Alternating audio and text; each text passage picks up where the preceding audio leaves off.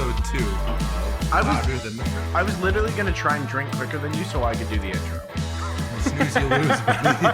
I think that should be the rule. After the cheers and the down, the first person to drink quickly can do it. Can do the intro. Okay. Ladies and gentlemen, D-Gens and Gens? What's the opposite of D-Gen? D-Gen sounds like the opposite of Gen. Well, you got degenerates and generates. I've never described someone as a generate, I guess. How's your buddy Tim? Right generate. Right off to the good stuff, eh? Yeah, exactly. Starting with the quality content.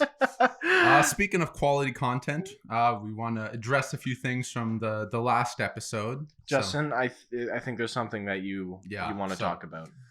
Had a lot of people just devastatedly upset. And we do sincerely want to apologize for what we did. Don't speak for me. Okay, fine. You do you. But a lot of people were upset about the burping. And on that, I do want to say I genuinely apologize. I know you guys tune into this podcast for the utmost class and sophistication. So we'll try to keep it clean from here on out, right? I have made Justin promise to at least burp away from the mic. Yeah, so I think I can do that for you guys. So I think it'll please both the burp generates and the burp degenerates. Yeah, exactly.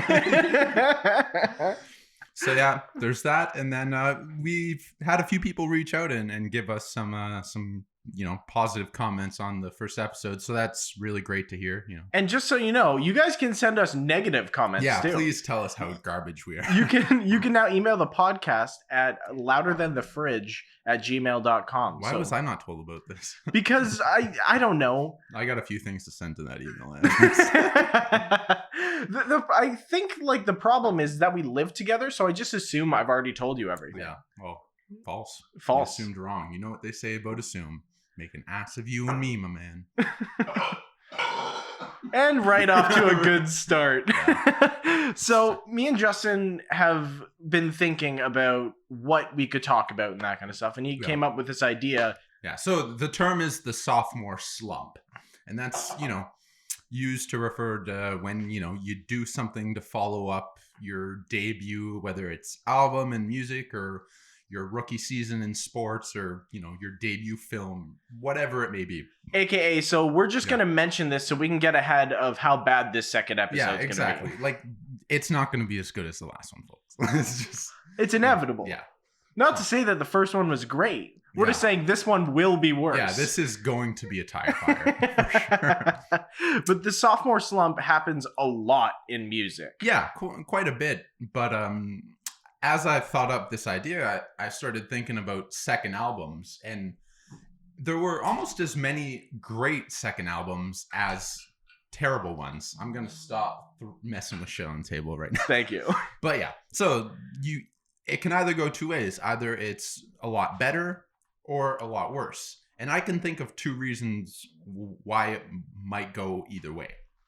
And then after that, I have some words on why it's hard for us to find those bad albums. Yeah. Okay.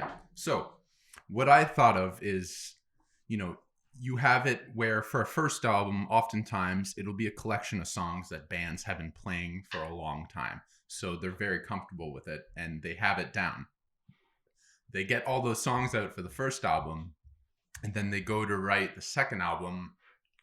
Usually albums come out on a yearly basis. Sometimes a few, but depends on the band. Yeah. But usually, it's you write an album, you do the tour, you come back and start on the next one. Yeah. Or if you're Tool, write an album, put it out, wait a decade, do another one. But yeah, so it can take some time. And then on the flip side, a lot of times bands will get together and get to recording really quick. And then they'll put out a first album. Sometimes they're really great, sometimes not so much. And then by the second one, they've had a lot more time to kind of go through it and, get to know each other as musicians and stuff. So, and I think there is something to be said too of, if you're even looking at the greatest albums of all time that you can think of, not that you have to list them, but usually there is one or two songs that gets radio play off of it. Yeah. So I think there is something to be said for a band that sees, this did well, this one song, why don't we write a bunch of stuff that's kind of like that, and then you have an album that's samey and uninspired almost, you know? But there are tons of bands that did not fall into the sophomore slump. Definitely. So do you want to start getting into some? Yeah, I'm interested because you kind of only mentioned this to me the other day. Yeah. So I had a lot of trouble finding some for myself. And I think the reason for that is because we weren't alive in the 60s, the 70s, the 80s, but that's a lot of the music that we listened to. So those albums that did poorly, we kind of just don't listen to. We weren't there to get excited and then have it fall on its face. Have the letdown happen. You know, so sometimes it's just like, oh, that's just an album I don't listen to much. And maybe I don't even have much conscious thought into, oh, it's a bad album. It's just like, oh, I just don't listen to it kind of thing. Yeah. I think we should lead off with the example that is the most current that I know both of us are thinking of. Greta Van Fleet. Greta Van Fleet. So I'll share my thoughts on it first. So we're considering their first EP, but what is it called? Before the Fires or something? No. Black Smoke Rising? Smoke Rising, yeah, sorry. So we're considering that as their first album because it was the songs that they had been working on for a while and then put out. And for anyone who doesn't know, and I haven't talked their ear off on the subject, I'm a massive Led Zeppelin fan. Like, they are my favorite band of all time. I didn't know this. Yeah, exactly. Everyone is utterly shocked. Yeah. But yeah, I was obsessed with them, still am. In high school, I talked about Led Zeppelin so much that every single yearbook signature I had mentioned Led Zeppelin. I'm not even kidding, 100%. I think that's when it becomes problematic. Yeah, oh, definitely. It's unhealthy. So please help. They have this EP, and yes, you're not the biggest fan of the EP, but I loved it. Like, when it came out, mind you, I didn't really get into Led Zeppelin. Like, I liked them. Yeah. I liked Bonham, but I never really delved into them until after I went and saw Greta Van Fleet live. Yes. And Josh Kiszka, the singer, is great. Yeah. Oh, he kills it. And the rest of the band too does a good job. They're tight. I think that's, we were talking about what happens when you're brothers. Yeah. Like, you're playing music together when you're growing up kind of thing. You're going to have a natural tightness. That sounds weird. But dude, so they're underage. You can't be saying that. They had all this time and growing up to write this EP that was kind of like a greatest hits, I guess you could consider. Yeah, for the period of time where they, formed the band until they got to that. I'm sure they probably wrote some more songs, but didn't get to work on them as much. Or maybe they just wrote, maybe they wrote 50 songs and they were like, these 8 or whatever are our best. Yeah, are the best ones. And I think a lot of it is, speaking to the brother bond is, as they're growing up together as people, they're also growing up together as musicians. Oh, 100%. So, they have an innate understanding of where that person has not only is as a musician, but where they've been, right? So you get a stronger understanding of that concept. And even when writing lyrically and that kind of stuff, you say what you will about Greta Van Fleet's lyrics, but if you're growing up with someone and you know all their experiences and that kind of stuff, I'm sure that'll help lyrically and musically with topics and subjects. Yeah. They must have had some pretty boring lives growing up because their lyrics are rough. You know what? The EP is fun. It is. Yeah. Oh, it is a fun album for sure. And then they record that. They go on tour. They play shows with the likes of Foo Fighters, which is who we saw them with. One of the biggest rock bands in the world right now. Yeah. And then they release this next album. Yeah. Anthem of the Peaceful Army. Yeah, I think that's what it's called. Anthem of the Peaceful? No, I think you're right. Yeah. And I was pretty pumped for it when it came out. And this is actually a couple days before we went into the recording studio. Mm-hmm. And so it came out, and I remember I was listening to it on one of my first listens when I was going to meet up with you for the recording studio. We both kind of met up and pulled off our headphones and we're both trying to listen to it. Yeah. And both of us just looked at each other and were like, meh. Yeah. It was very underwhelming. I think when they put out that first EP, they really became the next big rock band. Like that was the kind of momentum that they had behind them. And I think I had constantly said their next album is kind of gonna make or break them. And that's what I was saying too, is they have a lot to prove. Mm-hmm. Just because they don't admit this, they're kind of dicks about it, but yes, they very much try to be like Led Zeppelin. Yeah, and to give them some credit, it's really difficult to sound as close to Led Zeppelin as they do. I've tried. Yes, and if they were a cover band, a Led Zeppelin cover band, we'd go see them and be like, holy shit. Oh, like, amazing show. For sure. They pulled it off. Yeah. At least Josh. But just by drawing that comparison, you are kind of setting yourself up to fail. Yeah. And then if you put out a bad album compared to your EP with that comparison already drawn, and they even made this whole thing of like, oh, we recorded this album quicker than Led Zeppelin did, like post.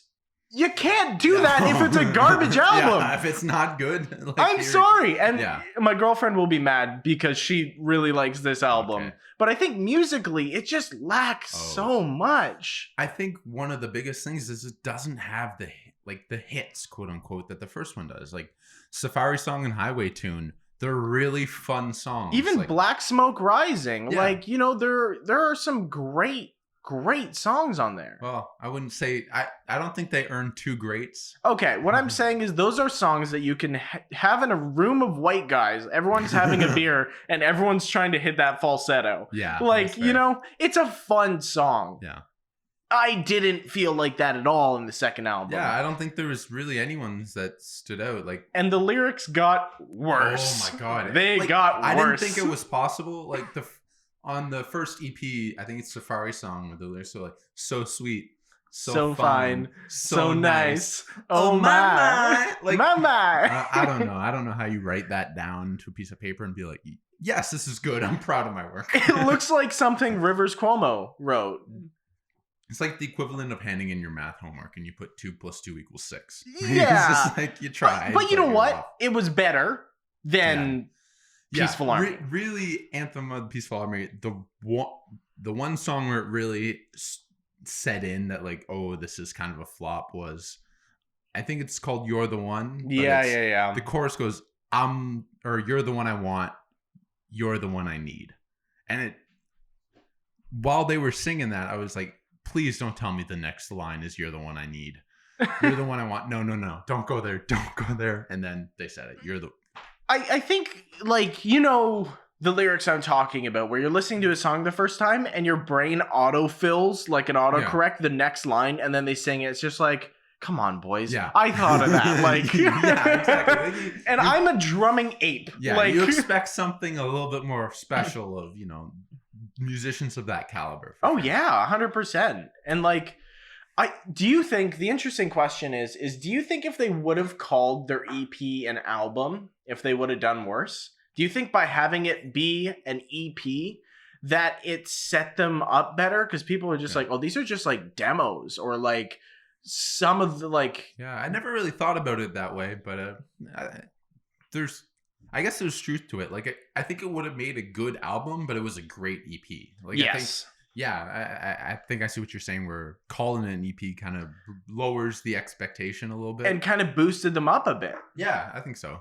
Like, it's just like, because the idea with an EP is, this is what these guys just kind of threw together for a demo. Yeah, right? So it's like, okay, if they can throw this together, then maybe when they get together and formally try to write an album, it's going to be even better. Yeah. But and like I said, not like they were great performers. Yeah. To match Led Zeppelin as closely as they do, you have to be a great musician. Yeah. And great at your instrument at least, but and being a drummer and having the Bonham comparison to the drummer, he tries. It's just you're never gonna match that. No one will. Bonham is 95% of drummers will tell you that Bonham was the greatest drummer of all time. Yeah. I think there's full stop. He's pretty much the consensus best rock drummer of all time.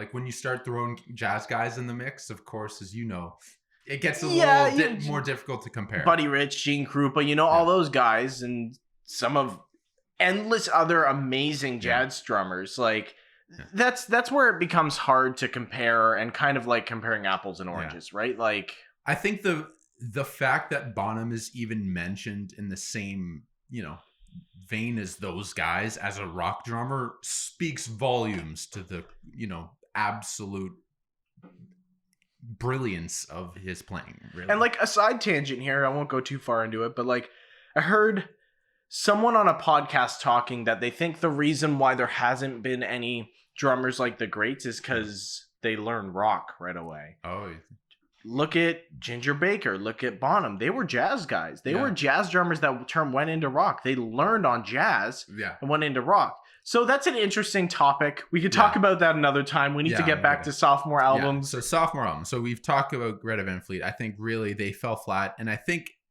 their second album really took away a lot of the momentum they had. And I think yes and no. For us, it definitely did. I know a lot of like younger people who were never into Led Zeppelin or like never, or maybe just knew Greta Van Fleet and haven't delved into Led Zeppelin.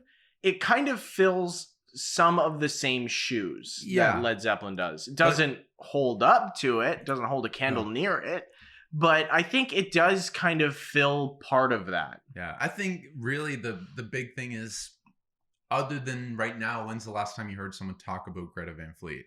Or you saw them on the internet? Like before their most recent album, it was all the time. Like they were the next big thing. They were the ones with something to prove. Yeah, and they proved some things. They proved that rock and roll isn't dead. There was still a market for it. Like people wanted young to hear it. people. Young people like wanted to I hear couldn't it. believe when we went to that concert. Yeah. The amount of people, because Foo Fighters was the headliner, the amount of young people around us who didn't give a shit about Foo Fighters and were there to see Greta Van Fleet.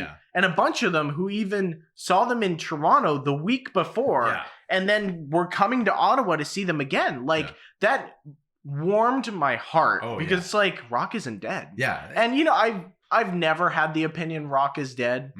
Mm-hmm. I think that mainstream rock has fallen off because it's not as mainstream. That's fine. That's like saying jazz is dead. No, it isn't. There's tons of amazing jazz musicians. Yeah. It's just not on the radio. Karen at the coffee shop isn't going to be talking about the jazz musician she saw last Wednesday because it's not as popular, right? Yeah, for sure.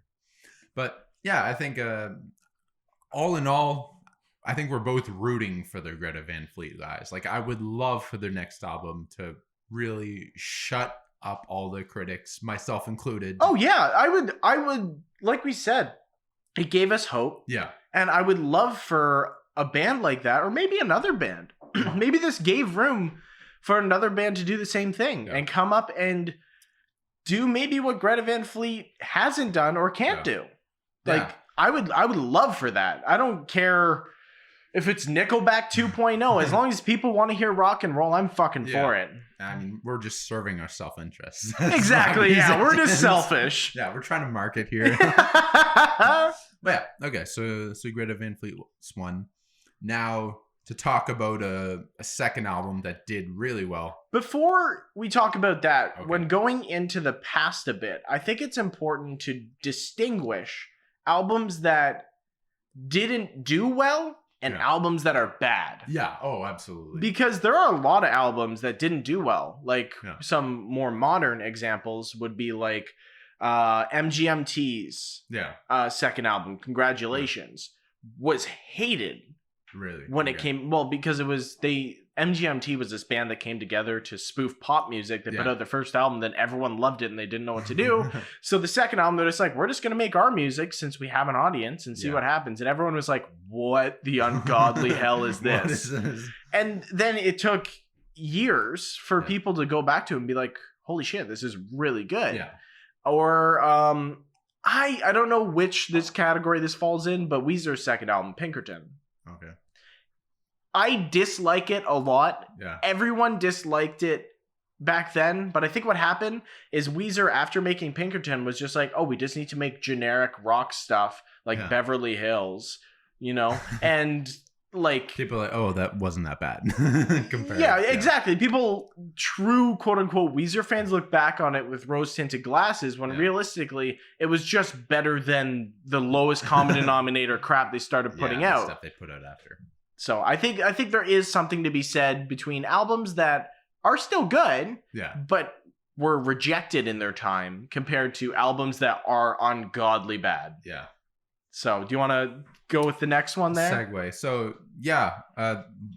naturally with the thinking about Greta Van Fleet, my mind goes to Led Zeppelin. Now, their first album, they got together, recorded the first album in 30 hours. Yeah. Like, that's no time at all. It's crazy. And granted, a lot of it were uncredited covers. Yes. There's no dancing around. Yeah. But, where they stole, lyrics and song structure and stuff like that, they completely changed the game in instrumentation.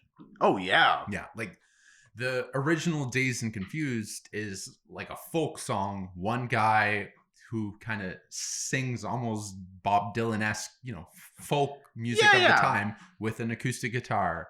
And then you listen to the Led Zeppelin version and it's whole different ball game. My God, is it ever? Oh, yeah. So they do that. And then they go on tour. They start touring, Europe, make their way to America.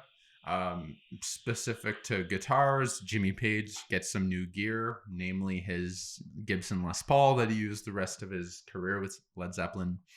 And they record Led Zeppelin 2 in a bunch of different studios.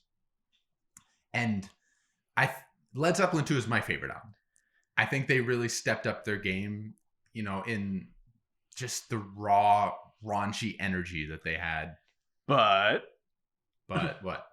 I think, why are you talking about this in the sophomore albums if there's no Sophomore Slump associated? This is the flip side of the coin. I think this was an instance of a second album where it was a lot better. Okay. Yeah. I don't know about better. Yeah. Personally, maybe that's just because, the drumming on 1 and, the drumming on 2 is really good. Yeah. But it just, 1 came out with just this Bonham. Yeah. Nothing drumming-wise, it's hard to match Led Zeppelin 1 for A1 drumming. Oh, yeah. And he literally accidentally invented a technique that we all call Bonham triplets now on that album. Yeah. That's nuts. Oh, and, this is not to downplay Led Zeppelin 1. I still think it's one of the best albums of all time. In my eyes, Zeppelin 2, for one, I think they got to know themselves as musicians a lot better. Led Zeppelin got together because the band that Jimmy Page was in before, the Yardbirds, had gigs. And then the band broke up and he still wanted to fulfill the agreement. And then he named it the New Yardbirds, and they got sued. Yeah. I don't know if they got sued, but there was a threat of lawsuit. Oh, okay. And this started the long tradition of suing Led Zeppelin. Yeah, a few people have done that for sure. Yeah. But yeah, Led Zeppelin 2, they, Jimmy Page stepped up his guitar tone a lot. Thanks to, the new gear he got. Yeah. The production, I think, is even better. The production on the first one is great. Production on the second one, I think, is better. It is better. And they kind of became more of what Led Zeppelin ended up being, which was this great band with great, what was almost heavy metal music for the time. Great hard rock songs, but also these beautiful soft songs. Led Zeppelin 1 had rock songs and then blues songs. And then some kind of folk songs. They had some great ones. But Led Zeppelin 2 took it even further. You had, Ramble On, Thank You. These, just truly beautiful songs on their own. And then Whole Lot of Love, Bring It On Home, Heartbreaker. These great, raunchy riff. The guitar tone on Heartbreaker is nuts. Unbelievable. And to think that they were able to do that while moving all over the place at these different studios. In Heartbreaker, is that down down down down down down like that bend that he does there? Is that a single string or two? It's just the E string, but okay. It's a really cool technique that Jimmy Page used a lot. A bunch of other musicians, very common in blues, where you're bending at like a quarter step. Oh yeah, to add some dissonance. Yeah. So not to a traditional note. It's kind of in between the notes we would use in Western music as we know it. Yeah, yeah. So it just gives that dirty rock and roll feel. But yeah, I think that Led Zeppelin 2 is really a product of them getting to know each other better, refining their craft, playing all these shows, putting in the hours that you have to do to get there. Yeah. So that's my pick for the first one. Of the second one was better. I legitimately didn't even think about good second albums because I was just in the Sophomore Slump mindset. Yeah. A couple of them that came to mind for me, and I don't necessarily have a lot to say on these. Yeah. Other than they did what I was talking about earlier, where they just found what worked and tried to just do 8 to 10 songs of what worked on the first one. Meatloaf's second album. I have this stuff written all down here. Let me get all my nice stuff out. Yeah. Yeah, so Dead Ringer by Meatloaf. Bat Out of Hell was his first album. Yeah. And that album is great. As campy as it is, just listen to like Bat Out of Hell or Paradise by the Dashboard Lights. Yeah. Those are anthems. Of like great proportion. They have such like feel to them. They have these great breakdowns, this huge band behind him, and they're anthems. Yeah. Well, I'll go off a little bit on a tangent, but it will relate back to this.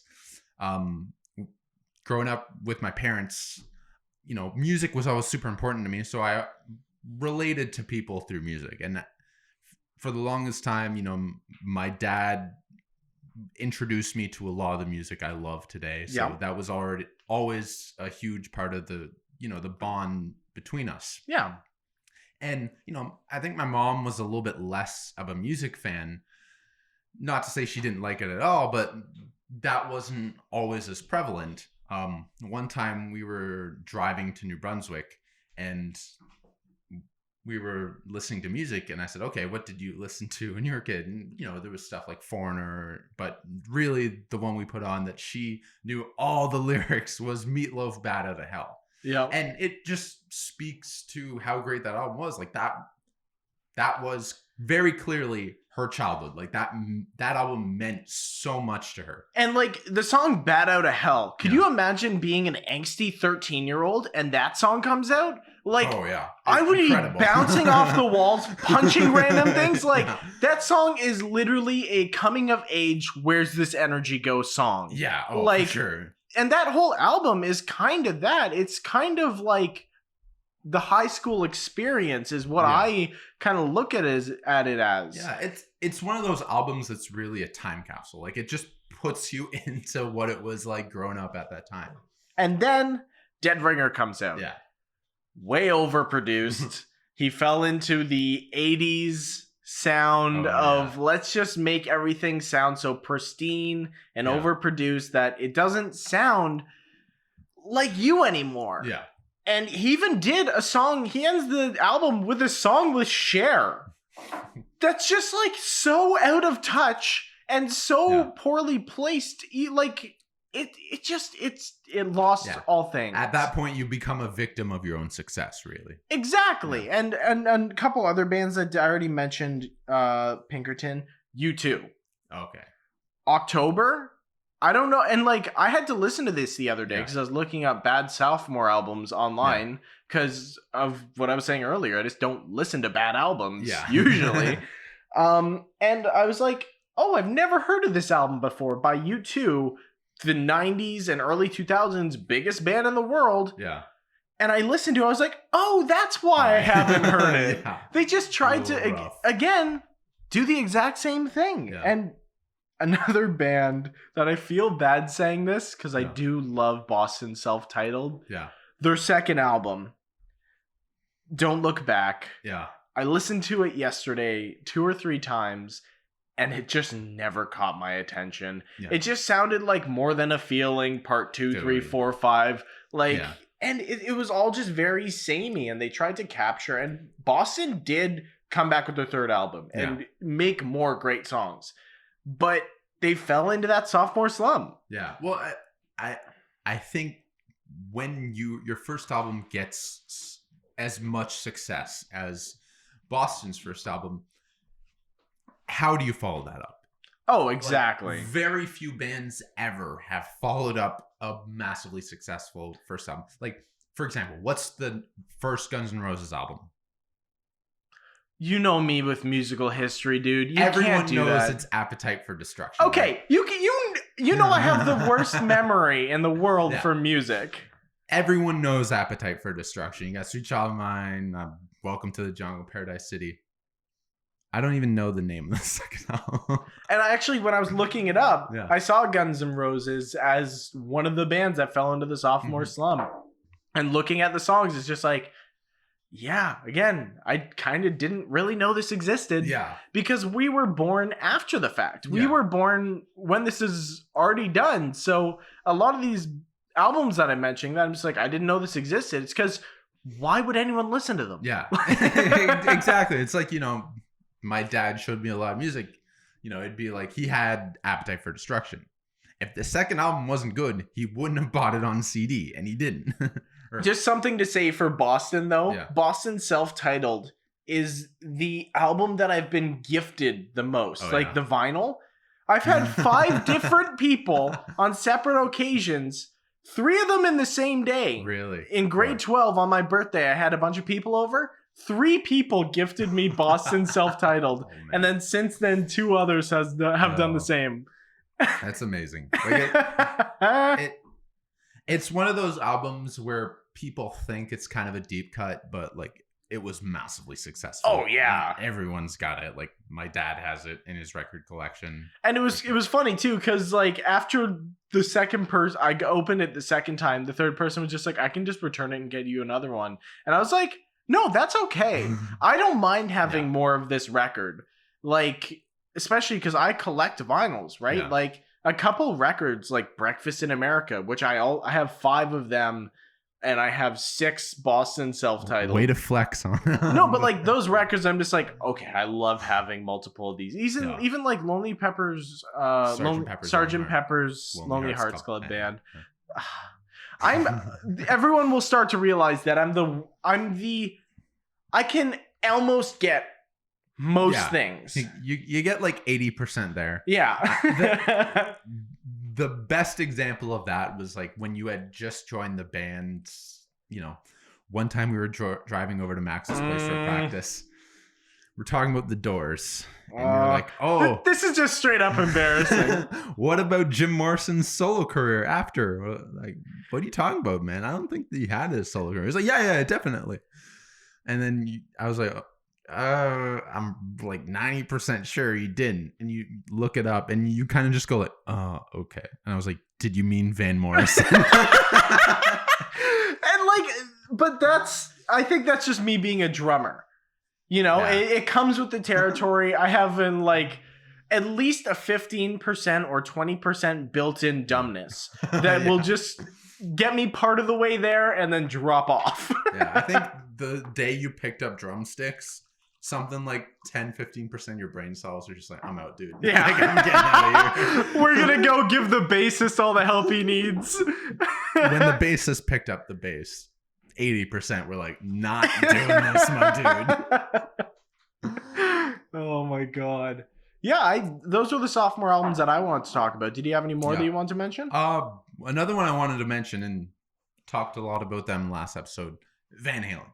Yeah. So, first album comes out and really changes the game for what rock and roll was at the time. And for guitar players. Oh, especially for guitar players. Everyone, even now just wants to sound like Eddie Van Halen. Yeah, like he hasn't been matched. And the first album came out in 1979, so I don't know, like 50 years. And one of the funniest things is I've looked up online like how to get Eddie Van Halen's sound.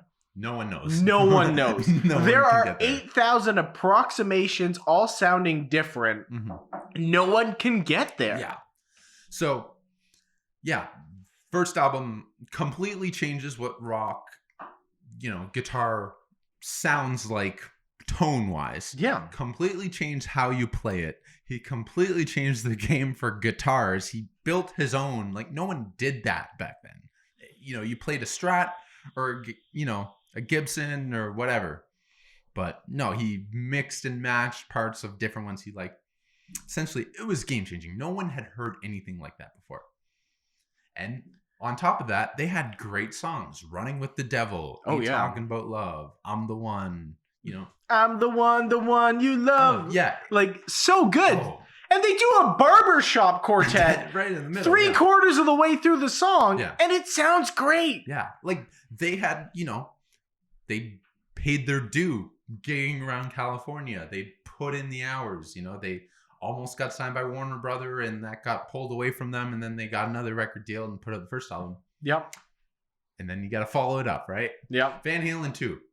It's not bad by any means. Like Dance the Night Away is off of that. Yeah. Which is a good song. I don't think it's near the caliber of the first one. And I think that's also, too, once you have this album that comes out and rocks the world,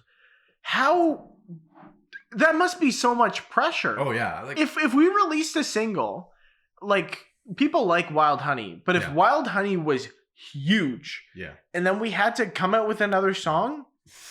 Game over. Game over. One hit wonders. Yeah. End our career. We'll rename ourselves. I honestly think the play is like, if you release an album and it goes huge, just intentionally release a garbage second one. Just get it over with. Like, put out 4 terrible songs. And just like literally 3 hours of someone doing arm farts. Yeah, exactly. Just, terrorize people with podcast burps, and then you can just move on and get back to it with the third one. Yeah.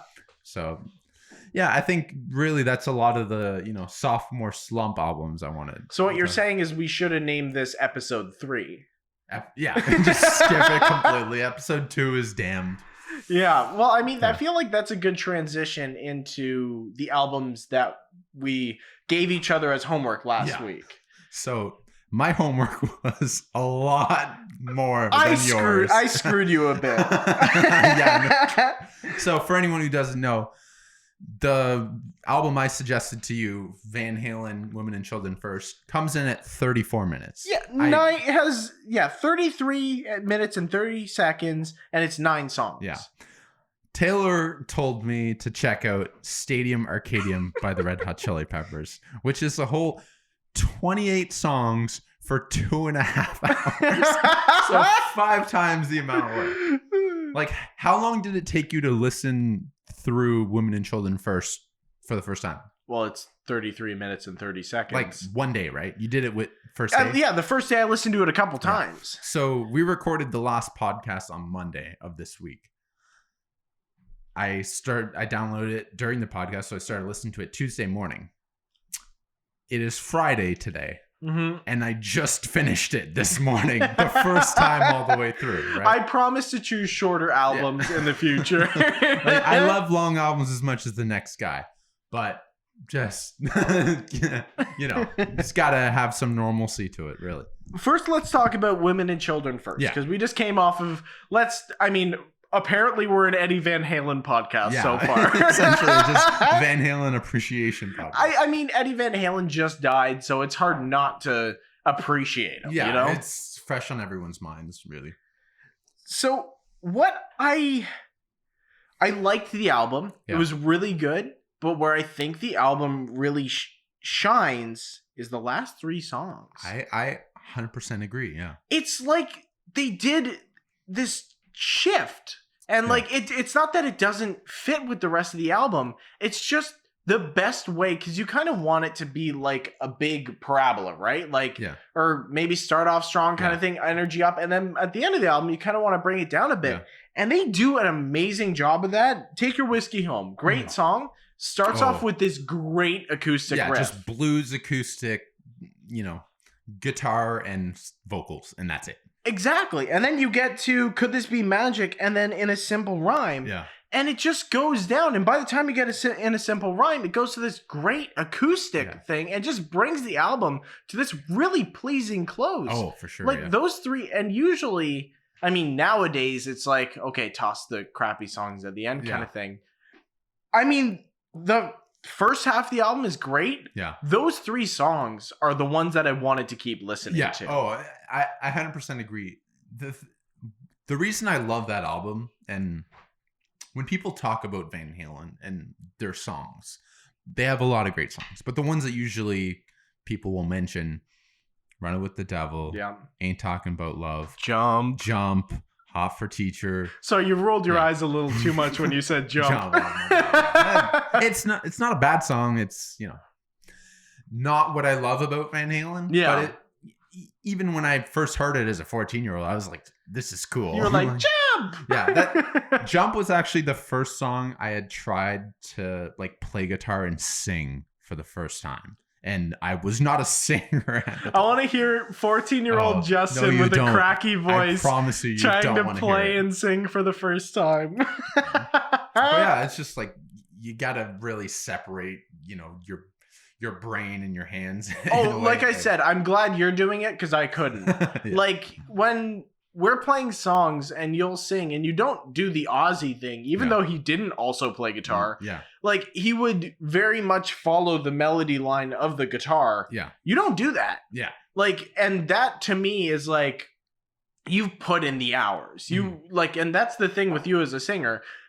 You know this and I know this. Yeah. You're not an amazing natural singer. Yeah. You're a good singer. I'm a terrible natural singer. But you put in the hours to get there. Yeah. That's the only option I got. I wasn't blessed with a Robert Plant voice. But with the first half of this album, Women and Children First, you can really hear their influences. Yes, absolutely. And one, when they, I loved when they were playing around with, I think it's in Fools, when they're playing around with the sound, like the looping sound.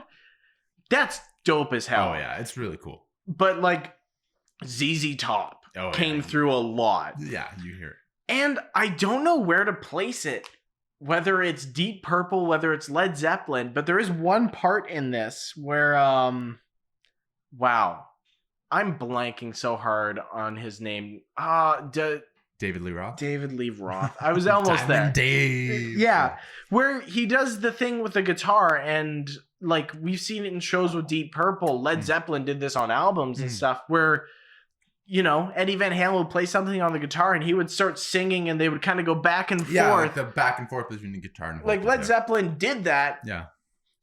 Accidentally, kind of, I think, on their first album, right? Yeah. Robert Plant wasn't supposed to sing and he just did. And then the band was like, shit, it's on the tape. It's on the tape. You can't get rid of it. Yeah. And then Deep Purple in concerts would do it very blatantly. Oh my God. You'd have the singer, da-na-na, da-na-na, da-na-na.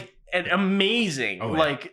And after watching that and then watching them more recently, I get what happened to his voice. Oh, yeah.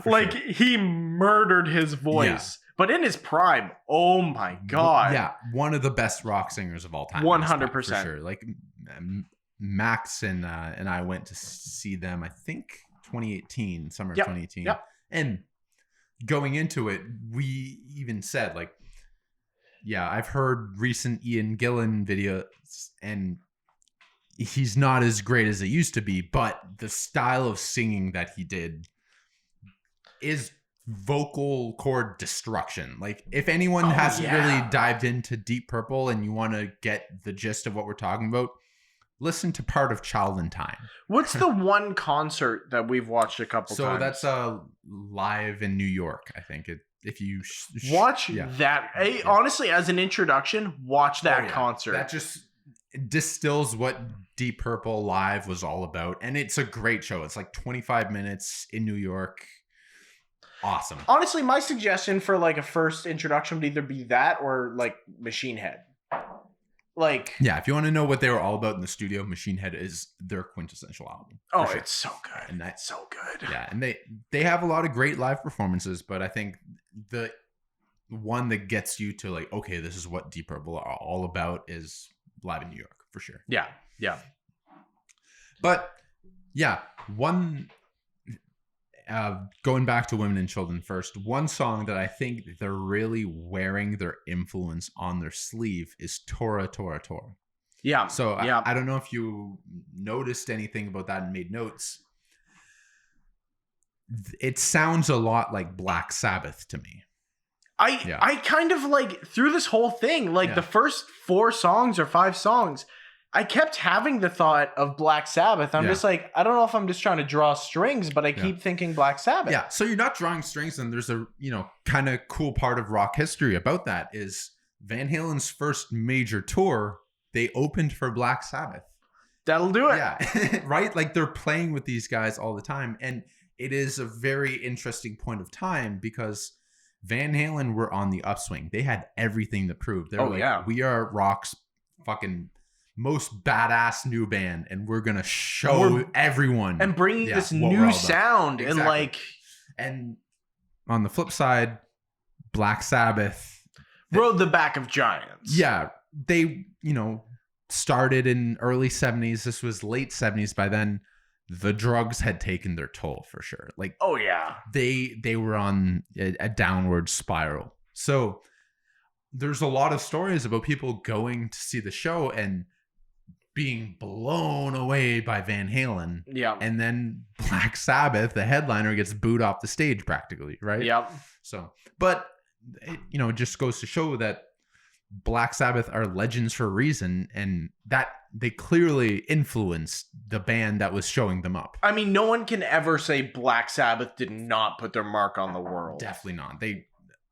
I would say they have one of the greatest influences in music, period. I was going to say, probably debatably one of the most influential bands of all time. Like, other ones, you got the Beatles, but if you think of all the different genres of metal, and they started there. It all started with Black Sabbath. Oh yeah. Like, have you ever spoken to a hardcore metal elitist who's like, oh, this isn't fucking blackened death metal, or I only listen to gut-wrenching thrash. Not to say that all metal people are like that, definitely but they are the community that I've come into like contact with the most that is very gatekeepy about their music. They're rough. I mean, when I was a teenager, after my Van Halen phase, it was Metallica, Slayer, Megadeth, and I've had people chirp me just for the fact that those are the first 3 bands I name, right? Yeah, what, you haven't heard of this one dude who disemboweled himself in his basement on tape? It's a great album, man. You don't listen to Cannibal Corpse on repeat? What's wrong with you? Yeah, but all that to say, Black Sabbath had a massive influence on a ton of people, Van Halen included. Oh, 100%. But yeah, I 100% agree with you that the best 3 songs are the last 3. Like, the first time I heard Take Your Whiskey Home, I was like, this is freaking awesome. Well, I mean, even when we were driving over to the beer store today, like, the whole time I had me and you were singing it to each other. Kind of thing. And when you grabbed a bottle of whiskey, we're walking on the store like, take your whiskey home. Like, just acting like idiots. But like, man, those songs are great. Oh yeah. And Could This Be Magic is awesome. Like that one's fully acoustic guitar and vocals. And I can't remember, but there might be some drums and bass in there, but not much. Yeah. But oh my God, it's brilliant. And one thing Van Halen doesn't get enough credit for, they had some great lyrics. Mm-hmm. Like they get this reputation as they were party band, and they were, but they had a lot of, hidden sophistication almost. Like, and it's kind of funny because you listen to David Lee Roth, I know, and like, especially if you guys haven't listened to the soloed version of Running with the Devil. Oh my God. Yeah. That dude literally brings like a pan whistle into the studio and like is just singing random stuff. Yeah. But the lyrics hold up. Yeah, like they're good lyrics. Like David Lee Roth has almost been as much interest as me getting into this Van Halen kick after Eddie died as Eddie, because David Lee Roth was deceptively brilliant. Like, oh yeah, he was a really smart, still is a really smart guy. Yeah, but yeah, like, you know. But just the way he sings, like you kind of just see him as this loose cannon. Like, this loose cannon guy who, like, you would not want to be in a fight against because he's just gonna pull out a shank out of somewhere. Oh, yeah. Like, you see him as that, and then you listen to the lyrics or you listen to him talking, you're like, oh man. Could this be magic? And he has had some not great opinions in the past 10, 15 years, but whatever. Yeah. You know, it's where you separate the art from the artist. Oh, for sure, yeah. I think we should wrap up being obsessed with Van Halen and go to your homework that I gave you. And if you could stop playing with everything on the table. Sorry, guys. I'm so fidgety. It's ridiculous. But okay, if you were to sum up the whole experience of listening to Women and Children first, what is it? Sophisticated bro rock. Like it's drinking anthems turned, and then it goes into like, it's all stuff that you could just be dumb, crushing beer bottles against your skull, partying with the bros. Yeah. Or just sitting in a room thinking about listening to. Yeah. Like, it feels both. Yeah. It has depth, but there's all the surface level stuff you want from it. Right? And like, you know, it's one of those things where the music grabs you and the lyrics grab you again. Yeah. You know? Oh, for sure, yeah. And I think that's really, really hard to do. Yeah, and Van Halen did a great job. Yeah. But yeah, we should move over to a Stadium Arcadia. This 2.5 hour piece. California. Yeah. So I'm not going to be able to go into a lot of details with specific songs because I gave you big homework. Yeah. There are 28 of them, but you were totally right last time. And I had listened to Stadium Arcadium one time before the last podcast with you. Yep. I think we were drinking it as well. And we mentioned it last podcast. Yeah. But it is a great album. Pretty much every song on there is a great song. Yeah. And, you know, they really did a great job of orchestrating the songs. Like, every song has what it needs to have. It's so tastefully done. Like, it isn't just guitar, bass, vocals, and drums for the whole album, because 28 songs, doesn't matter who you are, that's gonna get a little old. They put in some trumpet, they put in some synthesizers, they put Flea played the trumpet, by the way. Yeah. And John Frusciante did the synthesizer stuff. They had a bunch of backing vocalists come in. All very tasteful. The production is, as far as instrumentation goes, it's really great. In terms of like mixing and mastering, this is largely down to the era it came out in, but it's pretty compressed. Yes, it is very compressed. I'll give you that. For sure. But it still sounds good. It doesn't sound terrible. Like, a lot of people refer to compression, or the trend of compressing albums, as the loudness war. And I think that was kind of near the beginning / middle of it, where it really peaked around like 2010. Like, the Metallica album Death Magnetic is really the one for me where this is way too far. They did it too much. But all said and done, the album sounds really good. They had a lot of different styles. Like, there's a lot of different moods and feelings represented on that album. I mean, like, just think of like Hump de Bum, right? You got to hump de bum. Like, it has a very funk rock kind of derivative song, and it's a fun song. Yeah. No one's like, oh, this is it's a quintessential Chili Pepper song. Like, it's just, that's exactly what you expect of them. That's what they deliver, and they do a great job. And even like you look at the starter, Danny California, like it has this great funk beat kind of over it, and it tells this really good story of kind of the basis of the album. It sets up the album. This for sure. girl, I talked about this last time, so I won't go into too many details, but like it sets it up really well, and they kind of do this up down thing throughout the whole album. You know, even looking at She's Only 18, like kind of has this like nice, not even away from the microphone, Justin. Have you learned nothing? That was at a 45-degree angle for sure. But where you have this like kind of funky, kind of ding ding ding ding, like coming in, it's really funky, and then you go to Slow Cheetah, with doom ding ding ding, like you have this really kind of slow paced song that picks up, then you go into Torture Me, kind of picks up again, Strip My Mind Back Down, especially in Michigan, picks up for a couple of songs, Come On Girl drops down, like. And it doesn't feel like a roller coaster. You don't feel like you're playing catch up with the band. You're not jumping around all over the place. Like, they do a great job of pretty much every emotion you want to relate to with music is there. Yeah. Like, apart from like brutal metal. Yeah. I think you've got it. Or maybe like a really, depressed country song. But everything in between, they've got it on there. Yeah, and like you said, I did give you a lot of homework, so it's hard to go in depth kind of thing. Yeah, so I'll talk about a few songs that really jumped out at me. Ready Made, surprisingly, that's a really great song. Oh, really riff driven. Like, that's the bass in that song is great. Oh, it's awesome. I love the guitar, tone, the guitar riff, solo, everything. One thing I find really cool about that song, this is a small detail, but right before going into the solo, Anthony Kiedis says, "Go on, clean it up, John." Yeah. That's got to be one of the slickest ways to announce a guitar solo.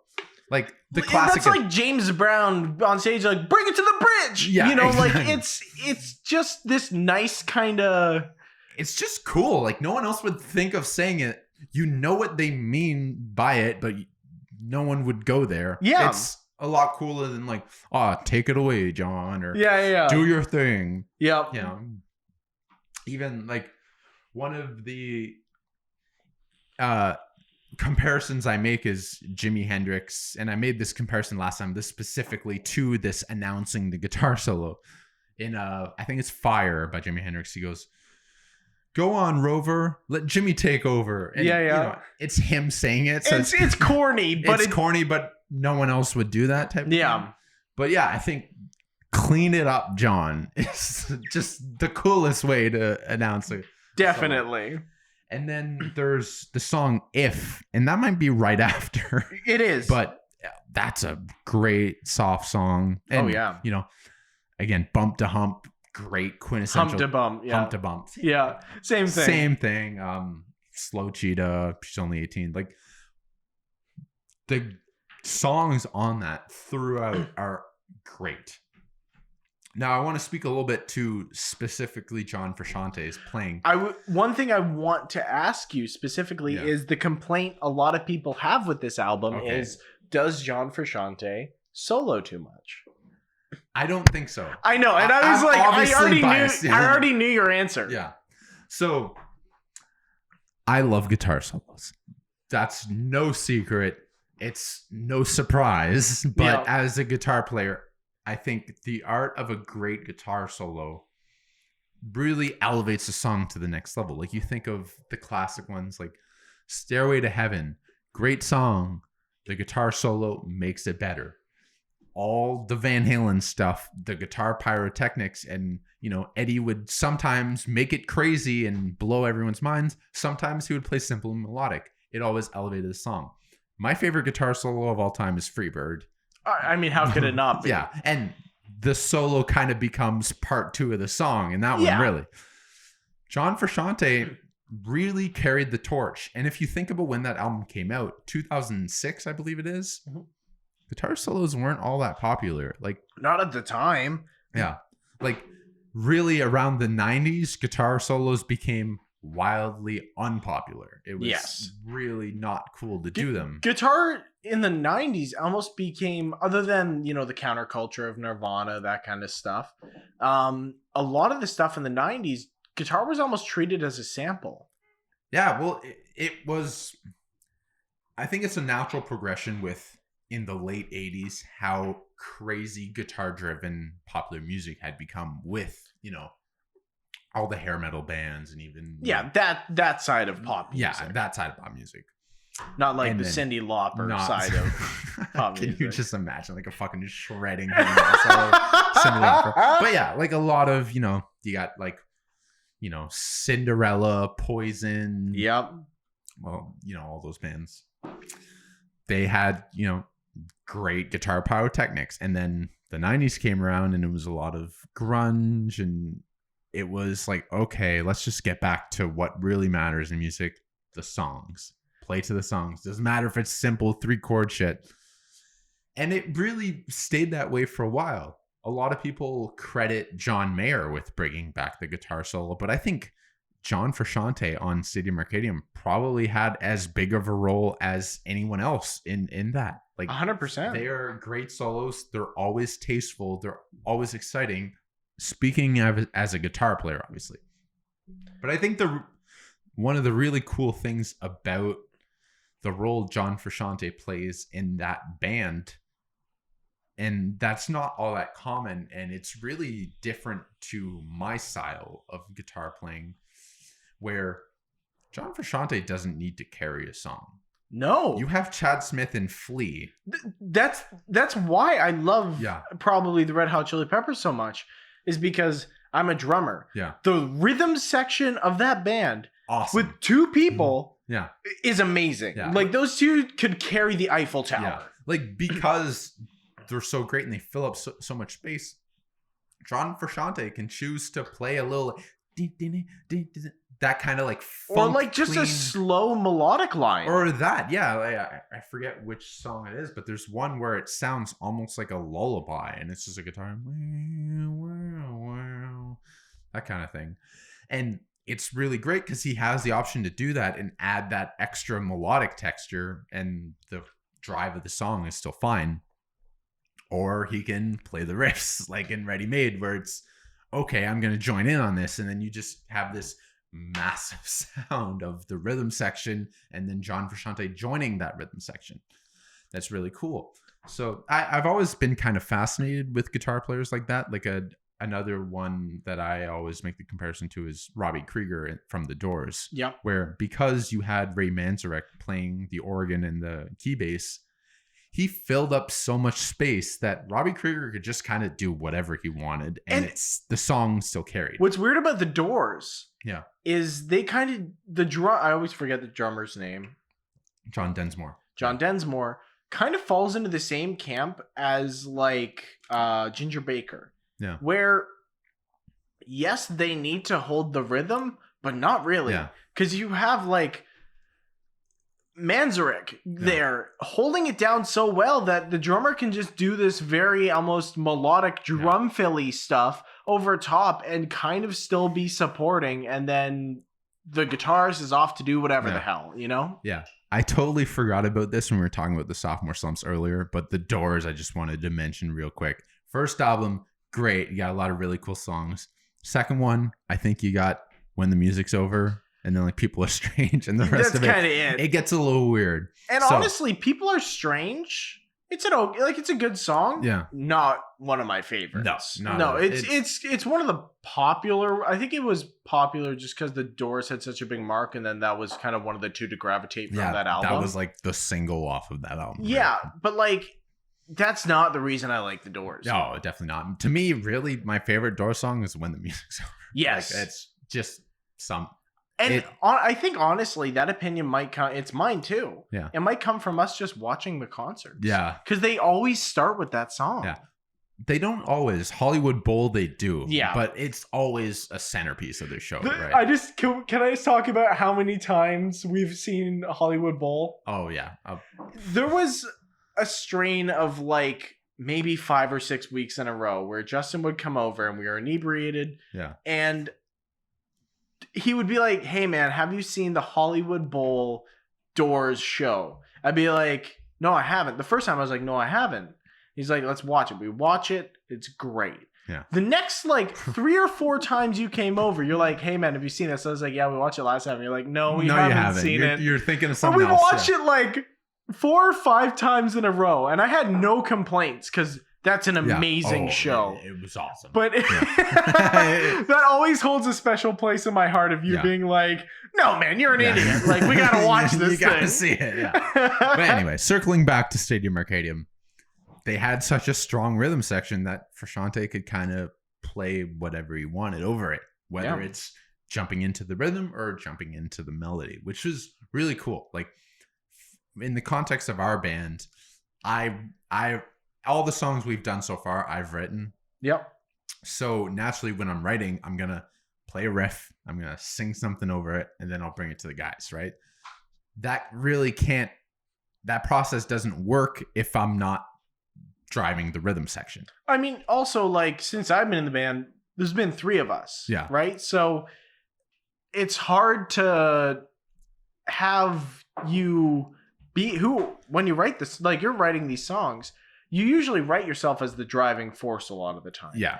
So you kind of have to fall into rhythm section, and then if you fall out, okay, Max and me can pick it up for something for you to solo over, but can't really be more. It's difficult to have it be more than that. Really, exactly. For sure. So yeah, sitting back and playing random melody stuff, not usually an option for me in our music in the current configuration, but yeah. So I'm always fascinated by musicians who do that.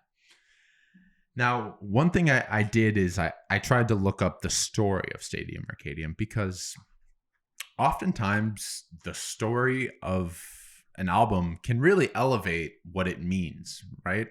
And you talked a little bit about it last time, where for Stadium Arcadium, they contemplating splitting it up into not 1, not 2, but 3 different albums. Yep. They wrote 38 songs for it and then distilled it down to 28.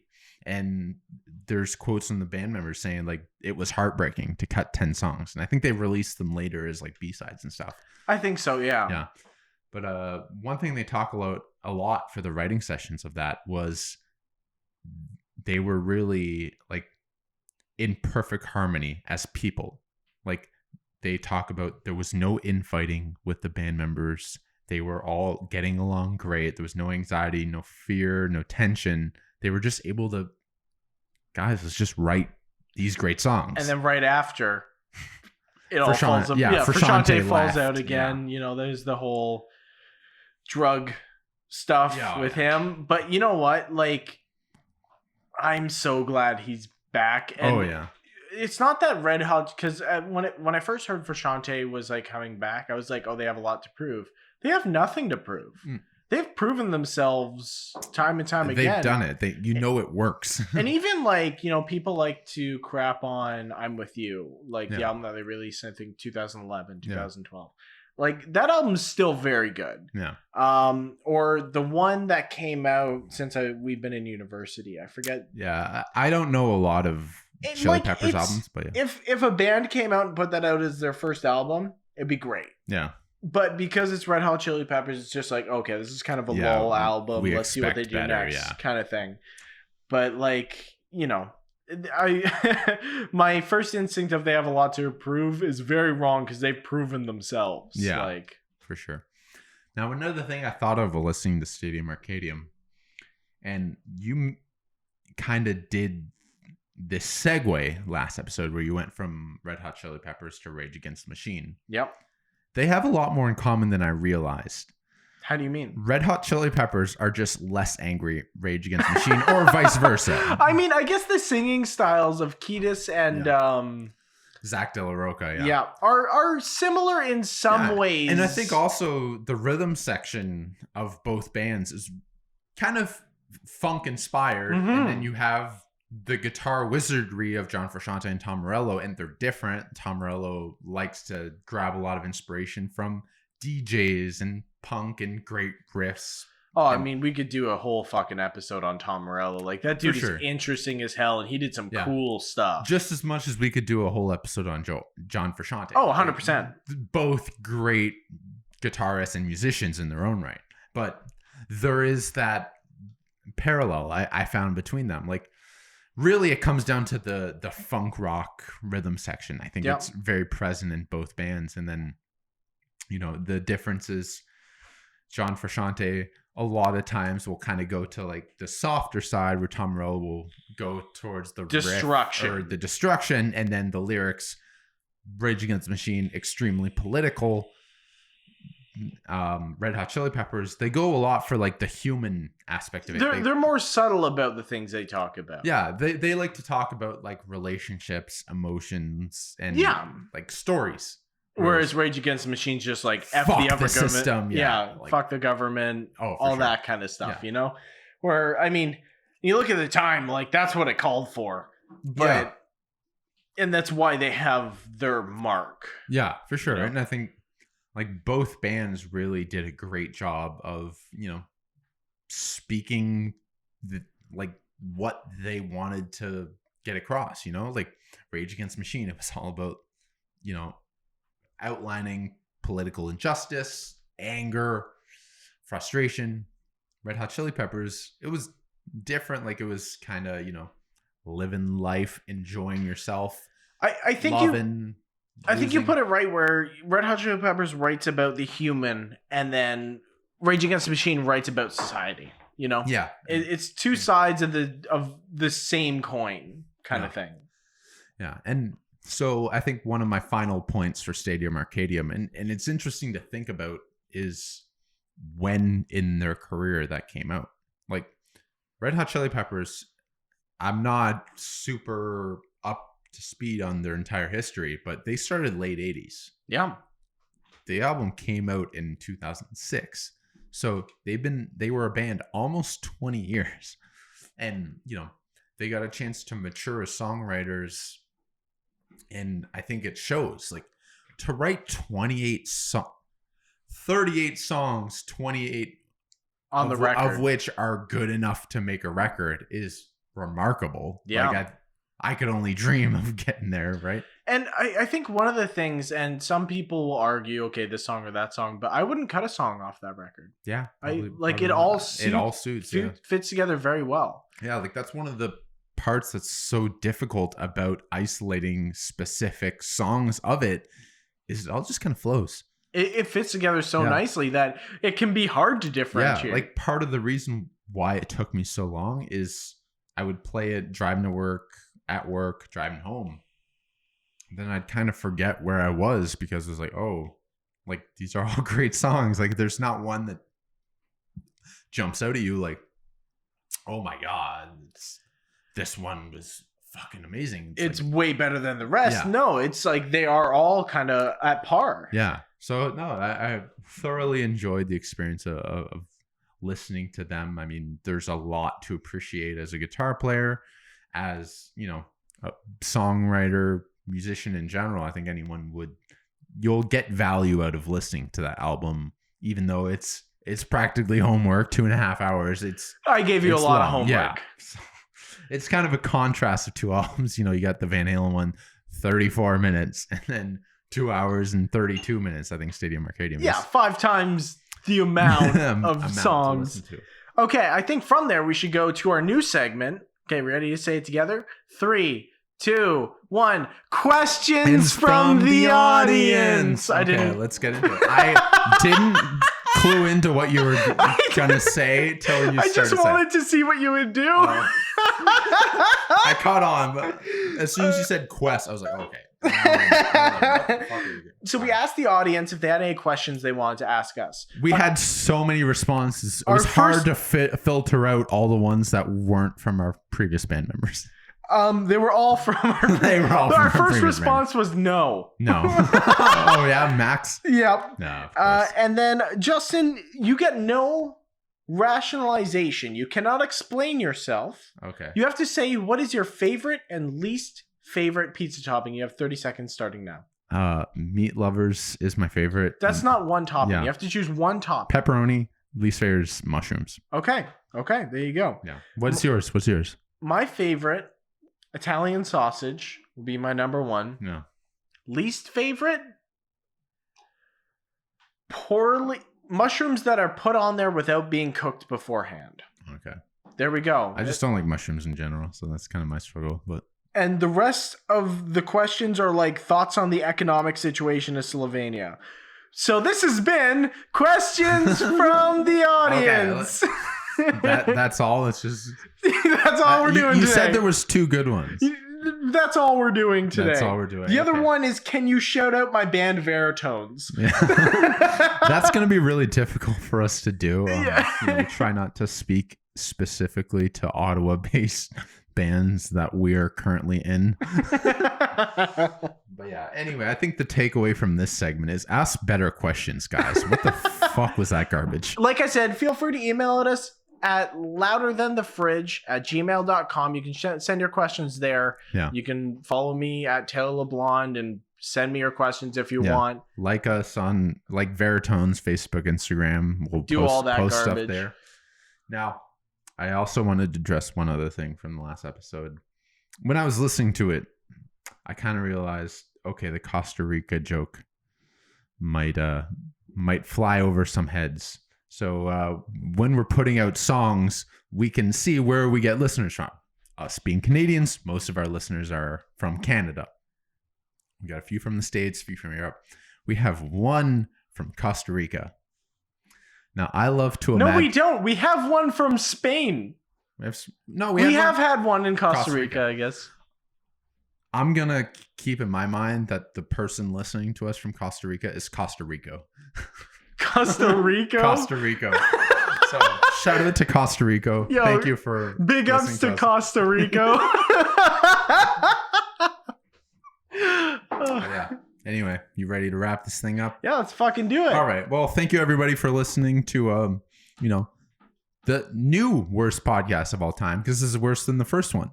Yeah, I mean, we fell into the sophomore slump. Can't escape it. So I guess we'll never even release this episode or just end the podcast after this. Yeah. Because, I mean, our first podcast was so amazing. How could we ever top it? Mind's blown. Well, really, we did the genius level move. We made this one intentionally awful, right? We made it about awful seconds. Yeah, guys, it was on purpose. Okay, don't leave me alone. Please. Anyways, guys, hope you have an amazing one. Thank you so much for listening, and we'll catch you with episode 3. And I'm sure we won't talk about Eddie Van Halen that time. We'll try. We won't try. We'll try specifically. Peace, guys. Take care.